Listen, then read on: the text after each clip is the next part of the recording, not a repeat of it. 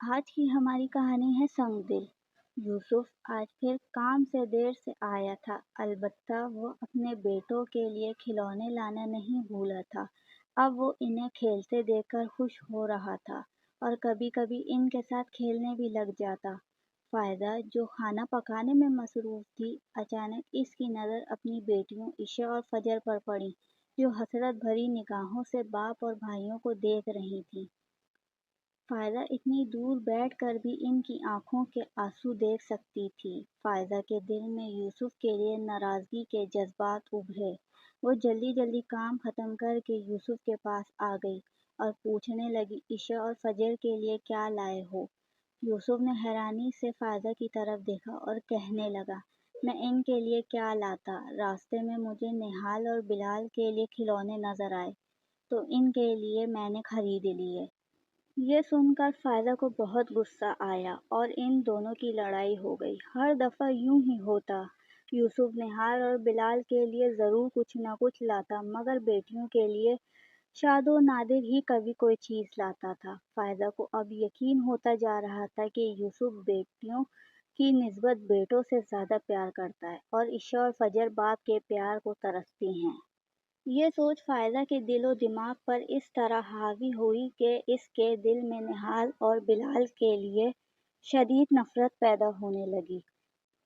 وہ بلال اور نہال سے نفرت کا اظہار کرنے لگی تھی، لیکن یوسف کی وجہ سے چپ ہو جاتی۔ یوسف فائدہ کے اس رویے سے سخت پریشان تھا۔ اس کو سمجھ نہ آتی فائدہ بچوں کے ساتھ کیوں ایسے پیش آتی ہے۔ فائدہ کے دل میں خیال آیا، اگر نہال اور بلال نہ ہوتے تو یوسف اپنی ساری توجہ اور محبت عشاء اور فجر کی طرف دے گا۔ اب وہ ہر وقت یہی سوچتی رہتی اور ہر کام غائب دماغی سے سر انجام دیتی۔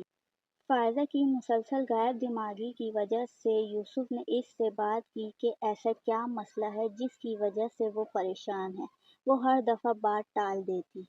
ایک دن یوسف کام سے گھر واپس آیا تو اسے گھر کی فضا میں عجیب وحشت محسوس ہوئی۔ اس کی دنیا لٹ چکی تھی۔ وہ صبح صحیح سلامت نہال کو چھوڑ کر گیا تھا اور اب صحن میں وہ مردہ حالت میں پڑا تھا۔ سب سے حیران کن بات یہ تھی کہ فائدہ کی آنکھوں میں غم کے بجائے ایک وحشت تھی۔ ابھی وہ اسی صدمے میں ہی تھا کہ چند مہینوں بعد یوسف کو اپنے 4 سالہ بیٹے بلال کی اچانک موت کی خبر ملی۔ یوسف کو یقین ہی نہیں آ رہا تھا کہ اس کے دونوں بیٹے اس دنیا میں نہیں رہے۔ وہ ہر وقت اسی سوچ میں مبتلا رہتا کہ اس نے ایسا کیا کیا ہے جس کی اسے اتنی بڑی سزا ملی ہے۔ اسے کبھی کبھی اپنی بیوی پر شک ہوتا، شاید بیٹوں کی موت میں اس کا کوئی ہاتھ ہے، لیکن وہ سوچتا کہ کوئی ماں کبھی اپنے بچوں کو قتل نہیں کر سکتی۔ فائدہ کو ہر وقت اپنا سانس گھٹتا ہوا محسوس ہوتا۔ اسے لگتا کہ اس کے بچے اسے بلا رہے ہیں۔ وہ رات کو اٹھ کر چیخیں مارتی۔ فائدہ کو اپنے بچوں کی روح نظر آتی۔ یوسف پہلے سمجھا کہ شاید یہ ابھی تک صدمے میں ہے۔ وہ اسے پیار سے بہت سمجھاتا، لیکن فائدہ پر کسی چیز کا کوئی اثر نہ ہوتا۔ فائدہ کی حالت دن بدن بگڑتی جا رہی تھی۔ یوسف نے کافی علاج کروایا لیکن بے سود رہا۔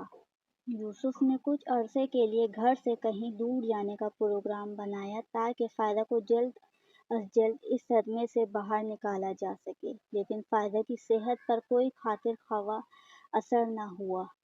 ایک روز فائدہ گہری سوچوں میں گم تھی۔ یوسف کافی دیر سے اسے نارمل کرنے کی کوشش کر رہا تھا۔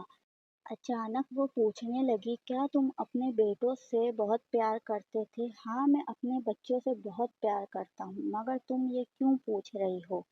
اگر تمہیں پتہ چلے کہ تمہارے بچوں کو کسی نے قتل کیا ہے تو تم کیا کرو گے؟ میں ایک منٹ بھی نہیں سوچوں گا اور ویسے ہی اس کا قتل کروں گا جیسے اس نے میرے بچوں کا کیا۔ اس روز کے بعد فائدہ مزید ذہنی دباؤ کا شکار ہو گئی۔ اب وہ ذہنی کیفیت میں اپنے بیٹوں کو یاد کرتے ہوئے ایسی باتیں کرتی جن سے یوسف کے دل میں پھر شک پیدا ہونے لگا۔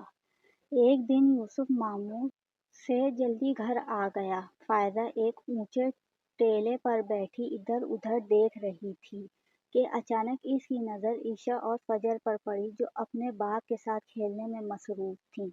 یہ دیکھ کر فائدہ کو خوشی محسوس ہوئی۔ साथ ही साथ इसे अपने बेटों की शदीद कमी भी महसूस हुई। इसे हर जगह निहाल और बिलाल की आवाज़ें और शोले नज़र आने लगे। इसे अपना दिमाग फटता हुआ महसूस हुआ। इसका सांस बंद होने लगा। यूसुफ की नज़र अचानक फ़ायदा पर पड़ी। इसकी बिगड़ती हालत देखकर यूसुफ इसकी तरफ लपका, लेकिन फ़ायदा के अल्फाज ने इसके कदम जमा दिए। मैंने अपने बच्चों को मार डाला, कत्ल कर दिया मैंने अपने बेटों को। यूसुफ ने नफ़रत भरी निगाह फ़ायदा पर डाली और पूछा, तुम ये सब कैसे कर सकती हो? तुमने अपने हाथों से ही अपने बच्चों को मार दिया। तुम कैसी माँ हो? तुम तो माँ कहलाने के भी लायक नहीं हो। कोई माँ इस हद तक जालिम नहीं हो सकती। तुमने ऐसा क्यों किया? ये सब कुछ मैंने अपनी बेटियों के लिए किया है। तुम हर वक्त निहाल और बिलाल से प्यार करते थे। ईशा और फजर की तुम्हें कोई परवाह ना थी। ये सुनकर यूसुफ मजीद आग बबूला हो गया। जैसे मेरे लिए निहाल और बिलाल थे, वैसे ही ईशा और फजर थी। फर्क मैंने नहीं किया, फर्क तुम्हारी सोच में था। तुम एक नफ्सियाती मरीज़ा बन चुकी हो। मैं और मेरी बेटियां अब मज़ीद तुम्हारे साथ नहीं रह सकें। आज तुमने अपने बेटों को अपनी बेटियों के लिए मार दिया है, कल तुम अपनी बेटियों को किसी और के लिए मार दोगी। मैं फजर और ईशा को लेकर हमेशा हमेशा के लिए तुम्हारी ज़िंदगी से दूर चला जाऊंगा और अब तुम्हारी सज़ा का फैसला अदालत करेगी। वो फ़ायदा को रोती चीखती छोड़कर बच्चियों के पास चला गया। अगर आप लोगों को आज की मेरी कहानी संग दिल पसंद आई हो तो इस वीडियो को लाइक करें, शेयर करें और कमेंट करके बताएं कि आप लोगों को ये मेरी कहानी कैसी लगी। और अगर आप मेरे चैनल पर नए हैं तो इसको सब्सक्राइब करके बेल आइकन को प्रेस करें ताकि मेरी न्यू आने वाली वीडियो सबसे पहले आपको मिले। शुक्रिया।